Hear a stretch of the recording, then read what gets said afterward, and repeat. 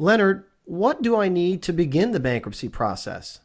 Well, what you need to begin the bankruptcy process is a very important and very good question, and comes up very often. It kind of depends on your lawyer, but how we do things is that we're going to want to see for an initial consultation is a couple of pay stubs from you, a driver license, and a social security card, because it's required when you go through bankruptcy that you actually have a verifiable social security number. That's pretty much all we need for an initial consultation. Now, eventually, what we will ask of you if you come up for a follow-up appointment is we're going to need to see 3 months of pay stubs, 3 months of bank statements from every account you have, and two of the latest tax returns, both state and federal. We're also going to want to see copies of titles to any vehicles or trailers or mobile homes that you might have.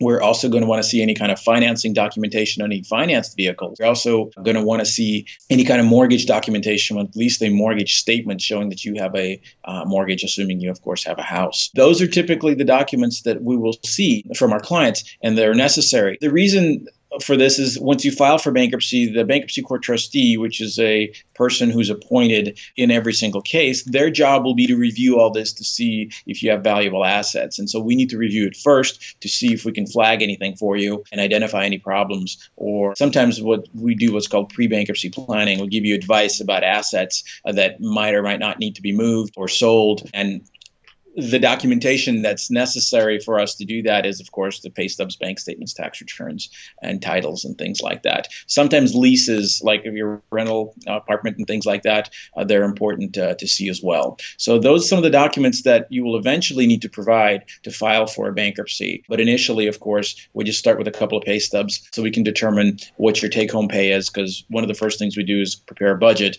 And for that, we need, of course, your income. So that's what you need to file for bankruptcy.